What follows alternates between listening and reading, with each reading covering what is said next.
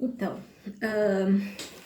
agora aqui basicamente vai ser a gente vai falar um pouco sobre algumas consequências, né, dessa estética da arte pela arte. Algumas coisas começaram a acontecer que eram coisas inevitáveis. Talvez elas não fossem premeditadas, não fossem previstas que pudessem acontecer, mas é absolutamente compreensíveis que vieram a acontecer, né? Como no caso de uma arte totalmente desinteressada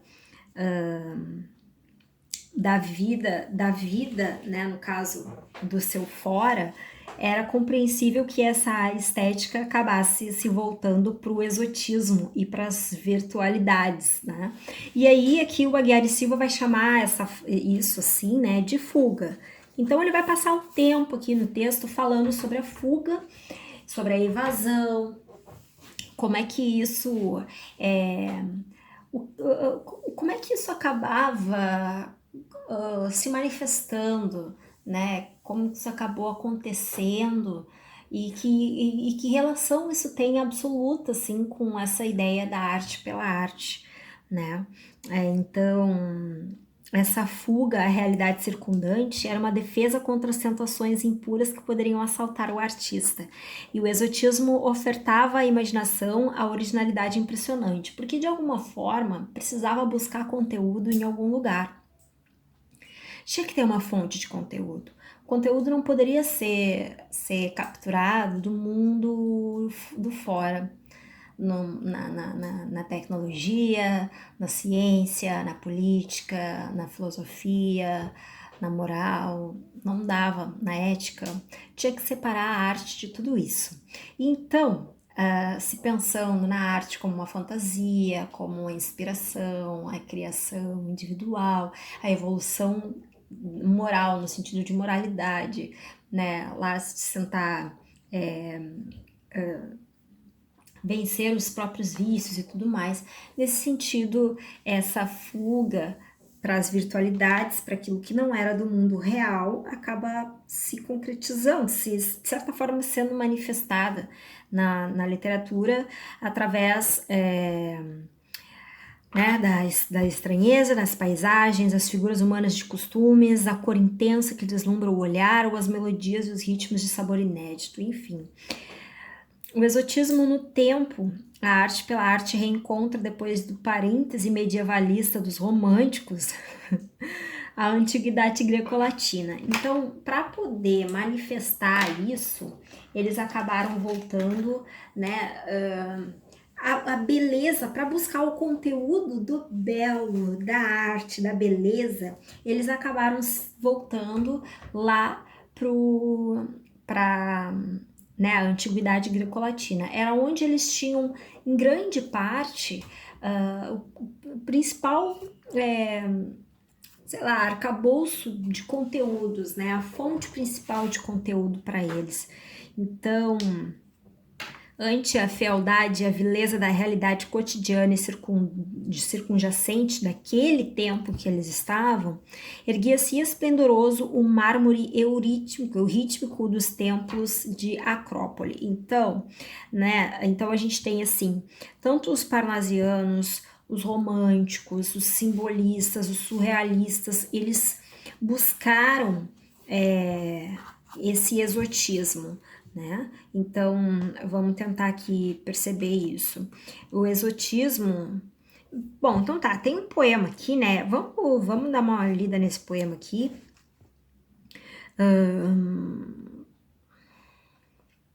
Aqui o Alberto de Oliveira, esse é o poema do Alberto de Oliveira, que tá no livro do Manuel Bandeira, tá?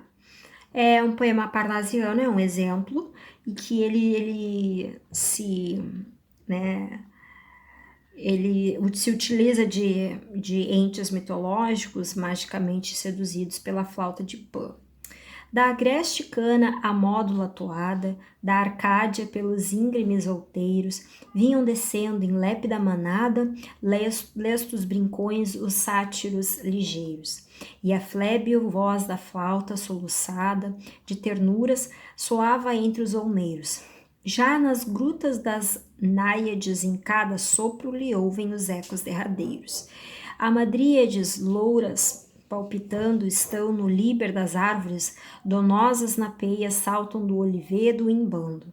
Empresa a flauta e a ninfa, que é e presa a flauta a ninfa, que a origina Síris, pura, as notas suspirosas derrama da alma a vibração divina.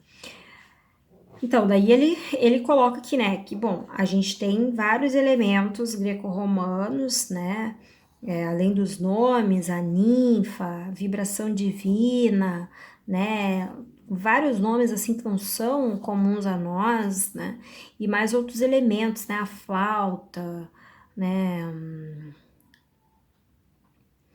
uma série de outras coisas, assim, que a gente pode colocar aqui. Todos eles são elementos que, no fim, são elementos do fora, né? Aí tu vai pensar assim, bom, os caras foram lá em outra era buscar a inspiração pro seu conteúdo para tentar, né, nesse ápice da arte grecolatina aqui, encontrar aquele progresso moral que eles estavam advogando, né? Incrível isso, né?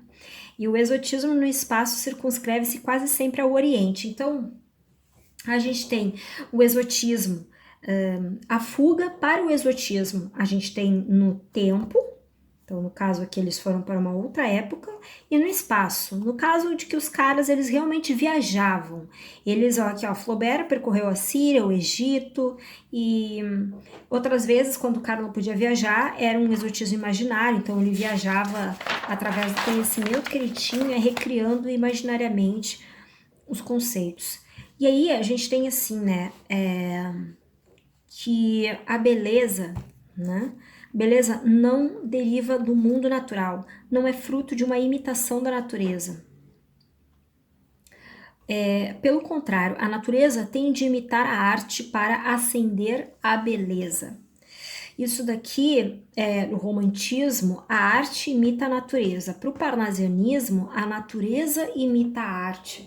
Então, são ideias opostas em que eles estão tentando encontrar assim o caminho estético, sabe, uma justificativa estética para aquela bandeira que eles estavam querendo levantar contra o contexto político, moral da época deles, né?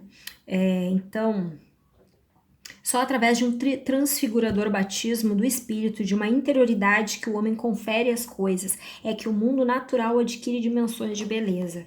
Então, esquematicamente, podemos esboçar assim a doutrina de Hegel e de alguns outros românticos alemães acerca das relações existentes entre a arte e a natureza.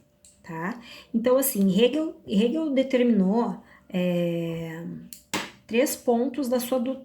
alguns pontos, aqui tem quatro pontos da sua doutrina. Então, a arte não pode ser espelho do mundo. Então, a arte não imita a natureza, certo? O mundo não pode ser originalmente belo. A arte mais verdadeira que o mundo eleva este ao nível da beleza. Então, é nesse sentido, sabe? O mundo purificado pela imitação da arte torna-se digno, por sua vez, de ser imitado pela arte. Então, é um mundo que deve ser transfigurado em beleza. O mundo em si próprio não é belo, mas o homem tem uma tarefa de embelezar, né? Que ele está dizendo, ó, transfigurador batismo do espírito, de uma interioridade que o homem confere às coisas. Então, é como se o homem tivesse que atribuir beleza ao mundo para que o mundo fosse digno de ser imitado pela arte, de ser retratado, de ser pensado, né? Então, se a gente for pensar assim, então o homem atribui muita beleza ao mundo greco-latino, a arte principalmente, a arte greco-latina, porque essa arte é digna, esse mundo greco-latino é digno de imitação da arte. Então vai lá a arte e imitar ou de certa forma reproduzir, não é necessariamente reproduzir, mas se inspirar muito por esse mundo dito belo, né? E aí a gente vai lendo, vai adiante, e perante uma paisagem, o artista não se entrega ao que objetivamente pode observar, mas transfere para essa paisagem o mundo da arte e das vivências estéticas. Quando depara, por exemplo, com um cavalo no estábulo, no meio de um prado verde, a recordação de uma tela de Jericó, sei lá como é que é o nome dele, vem recobrir essa realidade, transfigurando-a esplendorosamente. Então é assim, o mundo real ele vai te fazer lembrar da arte, de uma cena artística que é por si só superior ao mundo que é visto, a cena real que é vislumbrada. E aí que essa cena real recebe, né, uma atribuição de arte, simplesmente porque ela faz lembrar uma arte que é superior a ela. Né? Só a arte realiza a beleza suprema e encarna o absoluto. É necessário, pois, abolir qualquer naturalismo e substituí-lo pela pura criação do homem. E aí, quando Baudelaire escreve que a primeira missão do poeta é a de substituir a natureza pelo homem e protestar contra essa natureza, delineia lapidarmente a atitude da arte pela arte e estabelece um dos princípios fundamentais da arte moderna, a fuga ao natural. A aventura em que o artista, perfazendo ao contrário o roteiro de Ulisses, se escapa a Penélope para viver com Circe, numa lúcida vontade de desumanização. Então, o Baudelaire ele não é 100% alheio, ele não é alheio aos reflexos da vida e do mundo, mas ele acredita nisso, né? Ele acredita que um dos princípios fundamentais da arte moderna é a fuga ao natural. Então, já atrás nos referimos acerca das doutrinas da arte pela arte a uma importante finalidade frequentemente assinalada à literatura, a evasão. Em termos genéricos, a evasão significa sempre a fuga do eu a determinadas condições e circunstâncias, né? Então, tem alguns aspectos importantes, tá? Que geram essa fuga, né? Daí a gente tem aqui algumas origens da evasão no romantismo, por que ela acontece, né? Então a gente tem assim, existe um conflito com a sociedade, tá? O escritor sente a mediocridade, a vileza e a injustiça da sociedade que o rodeia. Então, o homem, ele não se sente à vontade com o ambiente social em que ele tá, né? Ele acredita que aquele ambiente social, aquele meio, aquele contexto é algo que o prejudica, que o impede de ser livre, de ser o seu melhor. Então ele quer fugir desse ambiente, porque esse ambiente o faz muito mal, principalmente porque o expõe muito aos seus vícios, né? Tem outra questão também, problemas e sofrimentos íntimos que torturam a alma do escritor e aos quais este foge pelo caminho da evasão, né? Não amo o que se prepara, se aproxima, acontece e se acaba. Quero um bem, um sonho, uma esperança, enfim, que esteja sempre diante de mim, além de mim, maior do que a minha própria expectativa, maior do que tudo aquilo que passa.